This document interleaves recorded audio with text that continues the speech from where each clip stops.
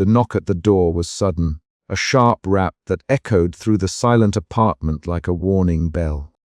Elias Marlowe, seated at his cluttered desk strewn with notes and sketches, looked up from the mirror's cold surface. For a moment, the reflection was calm, deceptively so, before the shadows beneath the glass twitched restlessly. Heart-pounding, he rose cautiously and approached the door, his footsteps muffled against the worn wooden floor. Peering through the peephole, Elias saw a figure thin and hunched, with wild grey hair that seemed to bristle against the dim light of the hallway. The man's hands trembled visibly as he raised a knuckled fist and knocked again, this time more insistently. Elias hesitated, a shiver running down his spine. There was something in this visitor's presence that unsettled him, a tangible aura of despair and fear. Slowly, Elias unlocked the door and opened it just enough to reveal the stranger's gaunt face. Deep-set eyes, sunken cheeks, and the hollow look of someone who had stared too long into darkness met his gaze. "Mr. Marlowe." The man rasped, the voice brittle yet urgent. "My name is Harold Finch. We need to talk about the mirror." Elias swallowed hard, a chill crawling over his skin. "How did you find me?" he asked, voice barely above a whisper.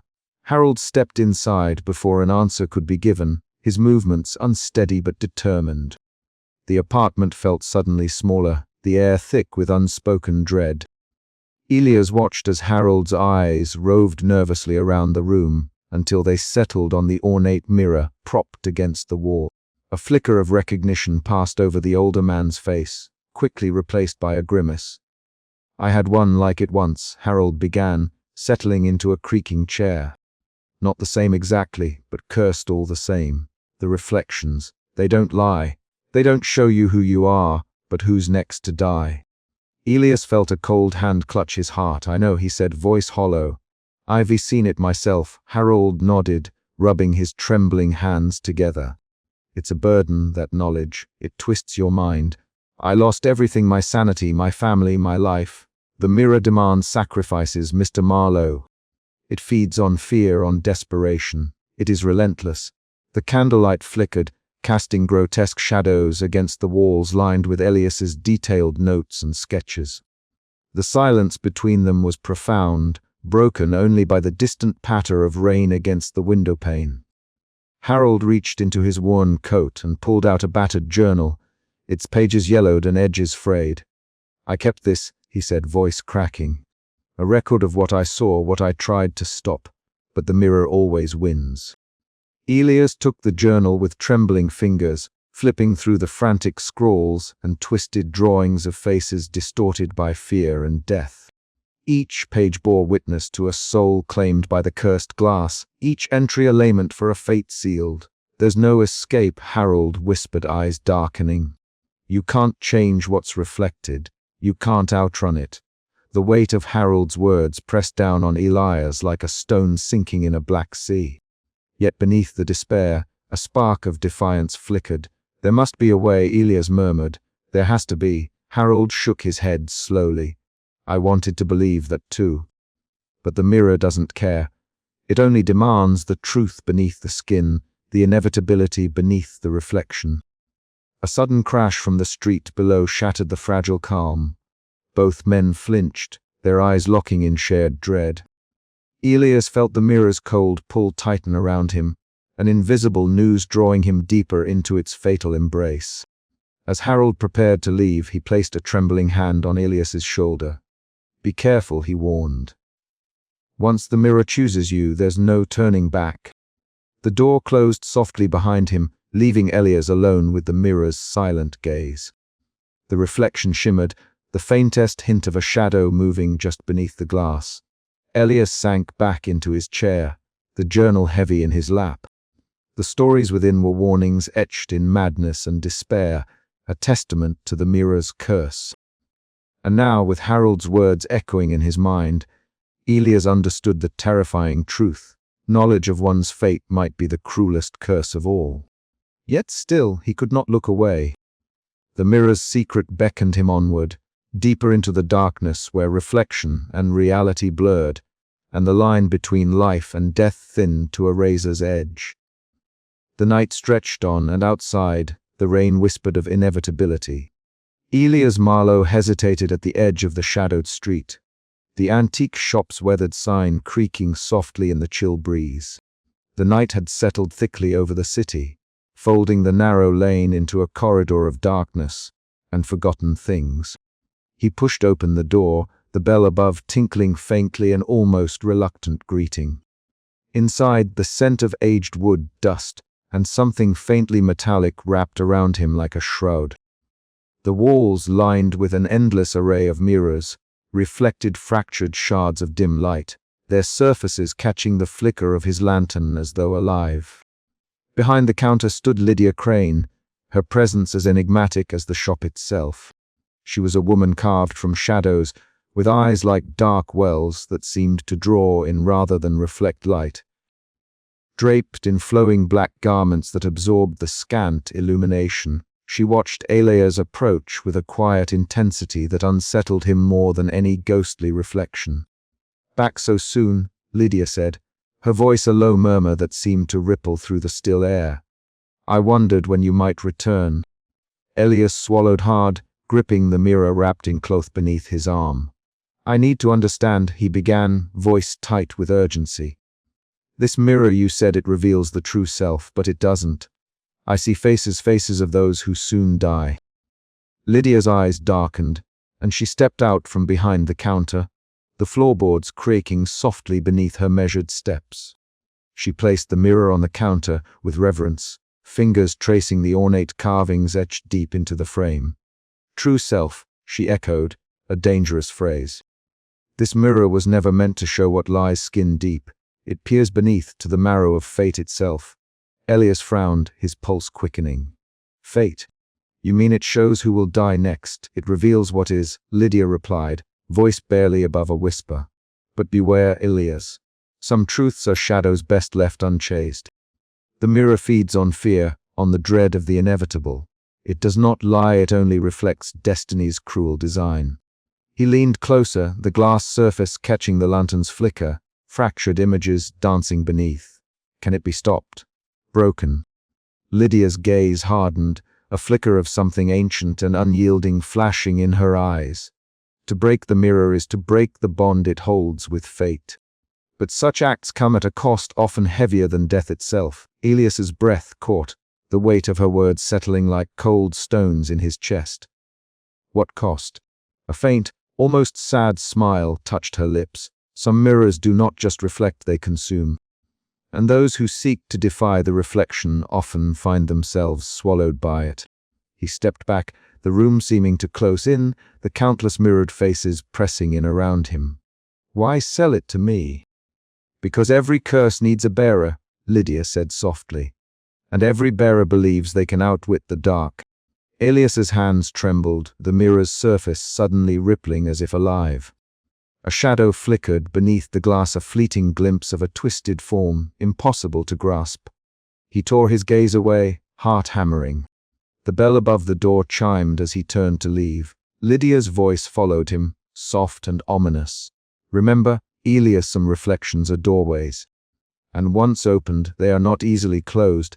Outside, the night swallowed him whole. The shop's windows gleamed faintly behind him, mirrors catching the moonlight in eerie patterns. Elias's mind churned, the weight of unanswered questions pressing down with suffocating urgency. What had he truly purchased? And how deep did the darkness behind the glass run?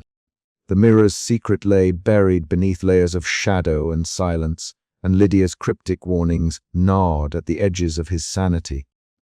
The line between reflection and reality blurred, and Elias felt the noose of dread tightening inexorably around his soul. He knew, beyond doubt, that his journey had only just begun, and the mirror's grip would not loosen until it claimed its due. Outside, the city whispered its forgotten tales, but within the antique shop the mirrors waited silent, watchful, eternal. The cramped study was suffused with the scent of old paper and a faint trace of candle smoke, casting a soft, flickering glow over the piles of ancient tomes and brittle manuscripts that cluttered the wooden desk. Elias Marlowe sat hunched, fingers trembling slightly as he traced the faded lettering of a particularly delicate book. Across from him, Mara Voss leaned forward, her sharp eyes scanning the text with a practiced intensity that belied her initial skepticism. "These aren't just random artifacts," Mara murmured, her voice low, almost reverent. "There's a lineage, a chain of mirrors crafted centuries ago, each bound by dark magic. They weren't merely designed to reflect, but to reveal and enforce fate." Elias nodded, his pale face illuminated intermittently by the dancing candlelight. "So this mirror isn't unique. It's part of a cursed history, each piece linked by the same malevolent force." The implications were chilling. Each mirror, a vessel of death, had claimed lives, its reflections an oracle of doom. The manuscripts spoke of collectors who'd succumbed to despair, their fates sealed by the very objects they coveted. The line between myth and reality blurred in the oppressive silence of the room. "Look here," Mara pointed to a scribbled note in the margin. "The curse feeds on fear, binding those who gaze upon the glass to an inescapable fate." Elias swallowed hard, the weight of dread settling deeper into his bones. He thought of the faces he had seen reflected, each a harbinger of death. The neighbor from the next street, the woman from the cafe, the stranger whose haunted eyes had stared back from the silvered surface. Each reflection a countdown. Later that evening, Elias stood alone in his dimly lit apartment, the ornate mirror looming like a silent sentinel. The glass shimmered, distorting with a subtle ripple, then steadied to reveal a pale face, an unfamiliar man with hollow eyes and a tight jaw. Elias's breath caught. The man was his neighbor, a quiet figure he barely knew. The room was deathly silent except for the faint hum of the city beyond the curtained windows. Fear twisted inside Elias, a cold knot tightening with every second. He reached out tentatively, fingertips grazing the mirror's edge, as if to confirm the reality of the vision. But the reflection held steady, a grim prophecy etched beneath the skin of the glass. The following days bore the heavy weight of inevitability. Elias and Mara pored over more texts, piecing together the curse's dark puzzle. Each new reflection brought fresh terror, the pattern of death tightening inexorably around him. Mara's calm pragmatism was a fragile anchor as Elias's paranoia deepened, the line between hope and despair fraying dangerously. Then came the phone call. The voice on the other end was quiet, formal. "Mr. Marlowe, I'm afraid your neighbor passed away last night.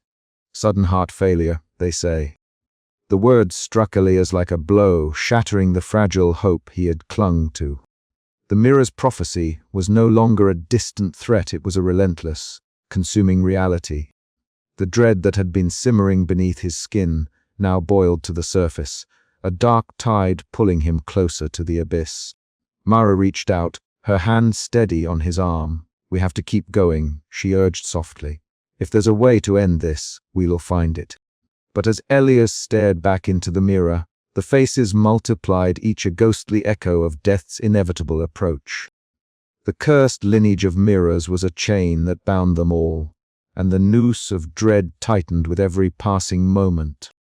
The patterns of death were clear now, and the question that haunted Elias was no longer if, but when the mirror would claim him as its next victim. The candle flickered once more, shadows dancing like specters on the walls, whispering secrets beneath the skin of the mirror. And somewhere, just beyond the glass, the curse waited patiently, unyielding and eternal.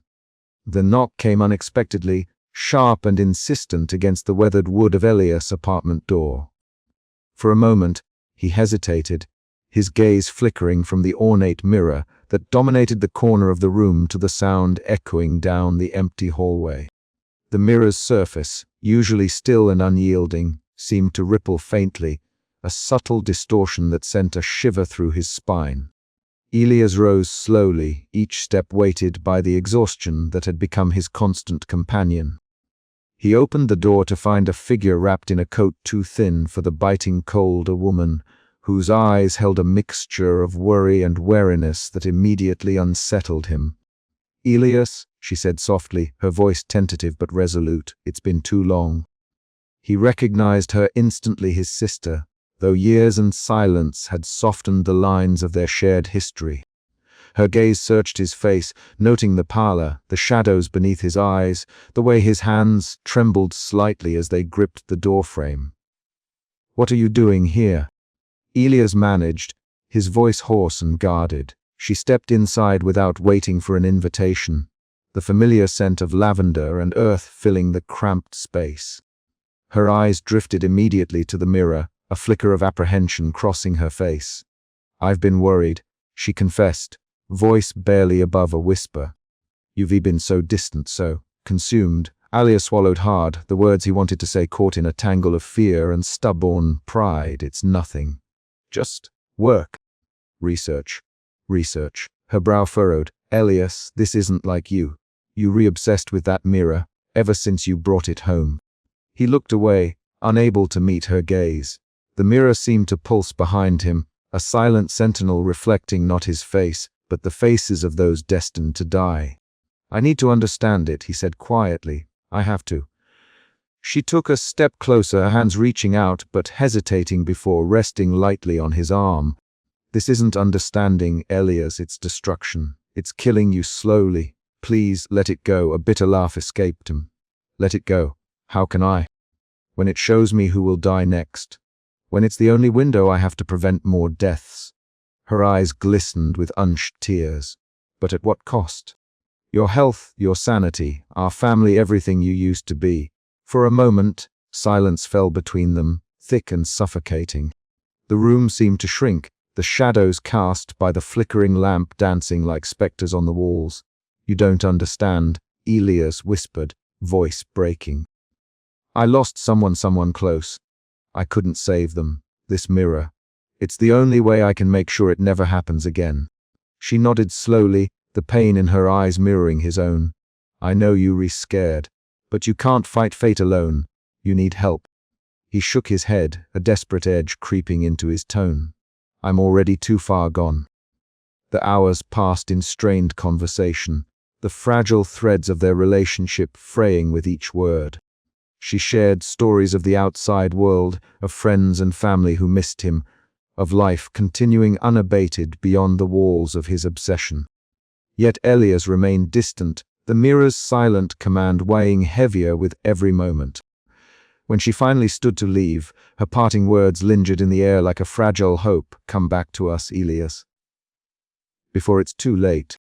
Alone once more, Elias sank to the floor beside the mirror, his fingers trembling as they traced the intricate carvings of its frame. The glass shimmered softly, and in its depths, a face emerged pale, unfamiliar, yet hauntingly real. He closed his eyes, swallowing the rising tide of dread. The mirror's curse was no longer just a mystery, it was a living nightmare. One that threatened to consume not only those it showed, but the very soul of the man who dared to look beneath its surface. Outside, the city moved on, oblivious to the silent horrors unfolding within a small, cluttered apartment. But for Elias, the fractured bond with his sister was yet another reflection of the cost of his obsession, a reminder that some mirrors do not just reveal truth. They fracture the very lives that gaze upon them. And as the night deepened, the mirror waited, patient and unyielding, its reflections shimmering with the promise of dread yet to come. Detective Rowan arrived just as the late afternoon sun dipped behind the skeletal silhouettes of the forgotten streets. The antique shop was a cramped, shadow-haunted cavern, its walls lined with myriad mirrors, each one catching and fracturing the meager light into fractured shards that danced on dust motes. Elias Marlowe stood near the center, pale and taut, his eyes flickering nervously between the detective and the wall of reflections.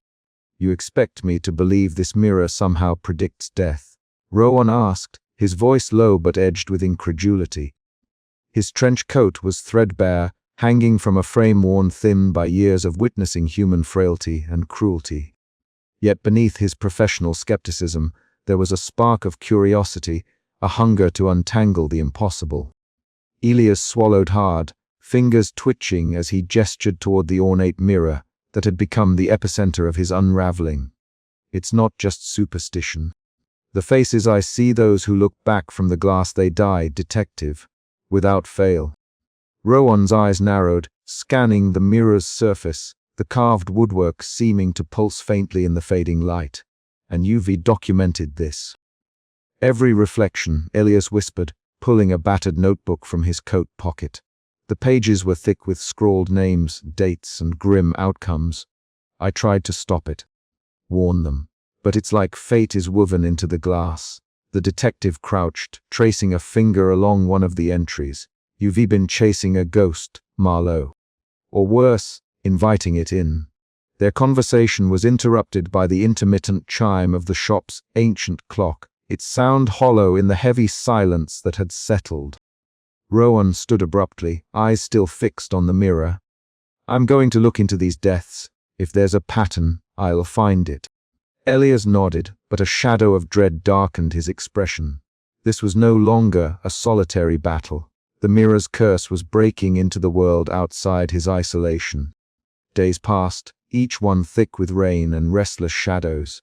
Rowan visited the scenes of the latest deaths, places where the mirror's grim prophecy had come to pass. He noted details that defied simple explanation: a fleeting shadow caught on surveillance footage, inexplicable reflections in broken glass, the chilling absence of struggle. One evening, Rowan and Elias met again in the cramped apartment Elias called home. The air was thick with the scent of old paper and cold sweat. Rain lashed against the windowpane, a relentless percussion that mirrored their mounting tension. The deaths aren't random, Rowan said, voice grim. They reconnected. And something about this mirror ties them all together. Elias's hands trembled as he laid out the notebook, the faces and names blurring beneath his shaking fingers. I've been trying to find a way out, some loophole, but the mirror's grip tightens with every death. Rowan's gaze hardened. We need to understand it, or it will keep claiming victims, including you. In the days that followed, the detective's skepticism slowly gave way to a reluctant acceptance of the unnatural. Yet the more he learned, the more the lines between reality and reflection blurred. One night, they returned to the antique shop.